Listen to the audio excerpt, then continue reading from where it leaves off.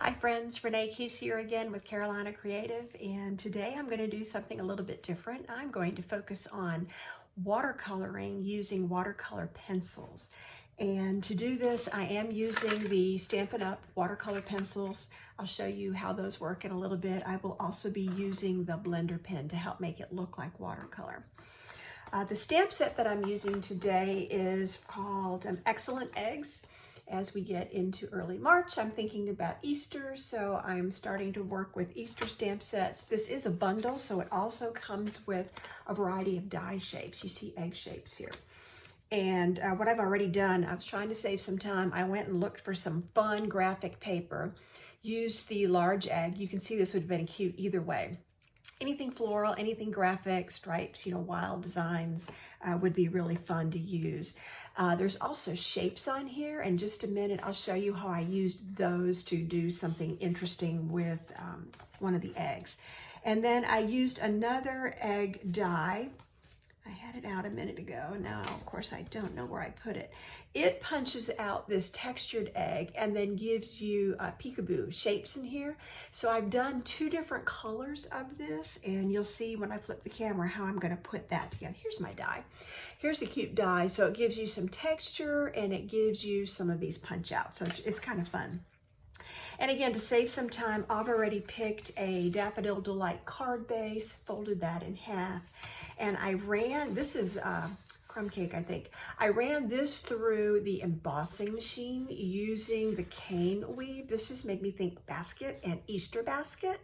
And so you might already figure out where I'm going with this. I'm going to be playing with a variety of eggs and egg shapes and using that cane weave on as a layer on my card base here.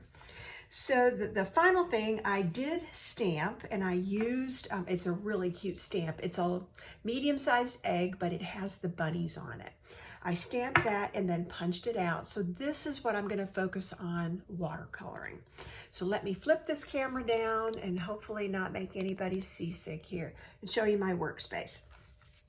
You can see my card base is here just within view. I've got my cute little egg. I've got other eggs here where I've done the punch out and I'm using green and yellow. Here is a lavender egg I punched, and this is where I used those scallops and some of those other shapes, and I just gave it some texture. And right now it does come apart, but I'm going to glue it back together when I adhere it to the card. But this is where you could see if you did it in different colors, you could layer them on and make it look like a dyed egg in different colors. So what I want to do right now is focus on the watercoloring. And when I first looked at this, I thought, oh, I guess I could make little gray bunnies, and then there's tiny flowers in here. I could color those flowers, but I felt like that was going to give me too much white background. So then I thought, well, what if I did the inverse, and all of this background is grass? What if I colored that green and let the bunnies stay white, or you could still make them a very light gray? And then did the flowers on top. So that's what I want to focus on. I'm going to take Garden Green, and I'm going to just start lightly coloring. I'm going to stay within the shape of my egg, my oval here, and just start coloring. I don't have to be very exact. The blender pen is going to help smooth all this out when I start using it. So I'm just trying to get some color in a variety of spaces here. I can go a little lighter and a little darker, give it some texture. But right now I just want to get some color. And I debated about these circles, if they're supposed to be puddles or shadows. I really wasn't sure what they are. And I decided I was just going to make it all green. I wasn't going to try to figure out what to do with that and make it different. I'm just going to make it all green. So I'm trying to go in the direction of what I see as the grass blades.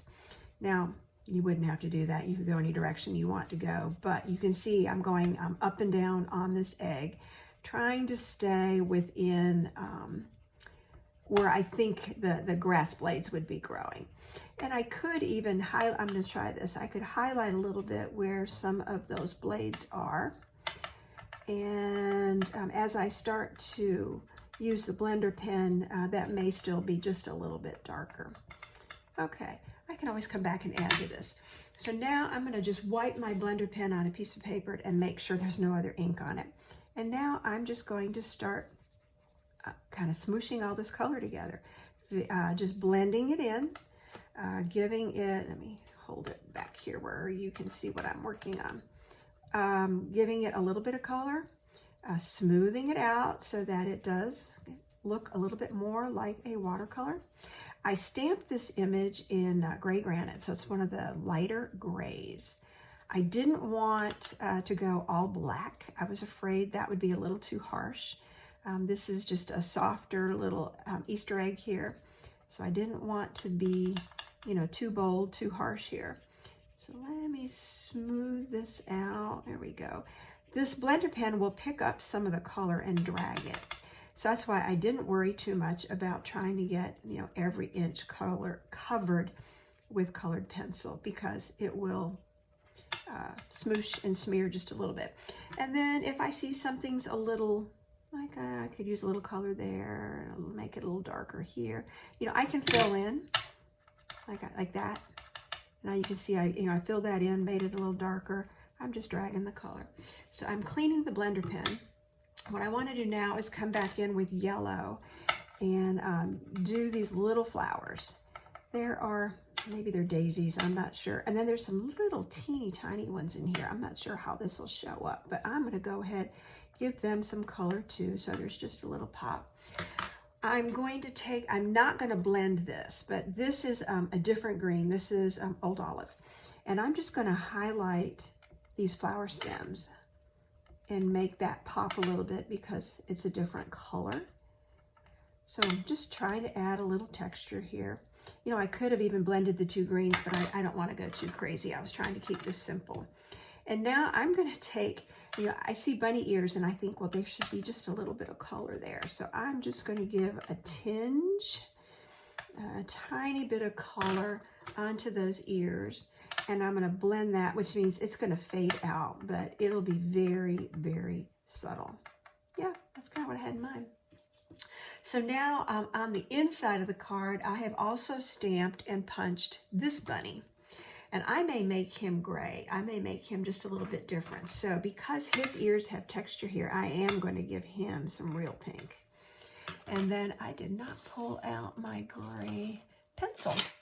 I had gotten out my colors I wanted to use before I started. Here we go. And I want to very, very lightly give him a little bit of shadow. So I'm kind of going to go where there's already some of this stippling and just add a little bit of gray color, and then I'm going to smoosh that as well. There's a technical term for you, smoosh. A little bit of color here, define his head and his neck. And then make sure my pencil's clean so I don't have pink or green or some color being picked up. And blend that in. Yep, just a little bit of shadow there. And then blend a little bit of pink there, just so it's not quite so stark. So that's the coloring. That's all the coloring that I wanted to do. I'm going to go ahead and do my stamping. Okay, so here's my card insert. I'm going to put, you'll see why in just a second, but the bunny's going to actually get glued onto the inside. And I pulled out, actually this is Crushed Curly. I wanted to go just a little bit darker than my card base. A lot of times I coordinate so that they match, but this time I thought, let's do it a little bit different. Let's go just a shade darker since I'm going to type a sentiment on the inside, or stamp a sentiment on the inside. There we go. And then I'm going to put a sentiment on the front as well. I haven't quite decided how I'm going to do this yet, so I'm just going to stamp it and it'll be ready and I can decide what I'm going to cut and do with it. So that is well, that was stamped, and then of course this image was stamped as well. I didn't show this as I got done. So now I am about ready to start assembling here, and I'm going to start from the inside. So let me stick my little bunny here. Wow, my glue doesn't want to come out. I didn't have it upside down. Usually I have it so it will flow straight out. Okay, so I'm putting the bunny here. I may take the gray and just give him a little shadow here. You can see now where he is sitting, basically. I'm going to smudge that just a little bit. Okay, So, cap on there. I will now adhere that to the inside of my card base. So that's going to be the first layer. And then we'll start assembling. Yep, I need to keep this upside down. And when I get to, halfway or even 2/3 of the way through a bottle of glue, and I'm about there, I find it's much better to keep it stored upside down. And I had left this one laying here since last night. So I'm going to keep it upside down so the glue runs down. So now I'm going to start assembling my layers from the bottom up. Now this has a gorgeous texture. I love the feel of this. It actually feels like cane, a woven cane. So I am going to use my Stampin' Seal and make sure I get a good adherence onto my card base. Glue can work. I just feel like it's not quite as strong. So I'm going to make sure that this doesn't have corners picking up. Okay, so that's that. I think I want this egg, because it's so big, it's going to be the background. And then what I'm going to do is I'm going to assemble this cute little lavender one over here on toward the edge, but not going off the edge. And then I will put this one somewhere in the middle here. And then I'll figure out how I'm going to affix my Happy Easter sentiment. So now I have to decide, do I want to use this one that I cut out? Do I feel like that's too big for this? And would I rather do, yeah, I think I'm leaning toward, let's put this one on here. It's a little more interesting. I love the lavender one I used. I already punched out, but I will use that on another card. Never fear, it won't go to waste. So yeah, as I assemble this, I will put all these pieces together, but I think the green and yellow egg is really cute. And it'll coordinate with this other egg now that I think about it. So there we go. That's how I'm going to start assembling. So this is going to go down first. That stuck to my fingers. It's big enough, I can very easily get my Stampin' Seal on there. So let's do it that way instead of liquid glue. So there's one egg. Now you could even run this through and put texture on it. That would have been cute too, to have a solid colored egg with some type of texture. But since I've already got texture here, we didn't need much more texture. Now this egg has a lot of little tiny pieces that I think I'm going to need to make sure I get some glue on. So let's try this first. If this doesn't work, I will get out my fine tip glue, but it looks like this is going to cooperate. Okay, so I'm going to put this up here and get it flattened as best I can, and then start putting the little pieces in. Now I could do different colors on every one of these if I wanted to. Because I already have some pretty bold stripes on that other egg, I did not want to do that. I, for my taste, wanted to keep this just a two-toned egg. Okay, so let's put our glue on there. Insert it into that. Basically, it's a slot. And what I'll do is I'll check this in just a little bit to see how those corners are holding. Yep, see how it's popping up? How they're holding. And if I feel like they're not tight enough, I'll stick a little more glue under there. But for right now, I think I have enough glue on there. There we go. And if need be, I'll put a book or something on here later to make sure that it stays down. Now, because I have finished my coloring here, I'm going to use dimensionals to pop this off of the card base, which also means that I might be able to tuck my sentiment under it. So let me play with this. Let me get enough dimensionals on here to pop it up. I'll just do it this way and see how this works. Make sure I get them around the edges, and then I'll stick a little bit in the middle. Oh, I just may rip a piece off here from the edge and make sure it's going to support in the middle. Not too crazy on the dimensionals, but enough that I think it will keep it well supported. So that way, get rid of all those little pieces. And now the question is which way to angle this. And I think I'm going to angle it a little bit to the right like that one. There we go. And now my Happy Easter, I may have to flag this. I may, yeah, so right now it's too big. but I wasn't sure what I was going to do. So let me just trim that end and a snip off that end. Tell you what, I have another idea. I'm going to leave that square and then flag just this end so that it looks like a flag. But I'm going to put my little triangle right here, and this should pop out like that. And that way, yeah, it's not quite as big. Yeah, I'm going to tuck it down under part of the egg here, and then I will stick that down. And I think, again, because it's big enough, I can use my Stampin' Seal like that. Oh, another thought.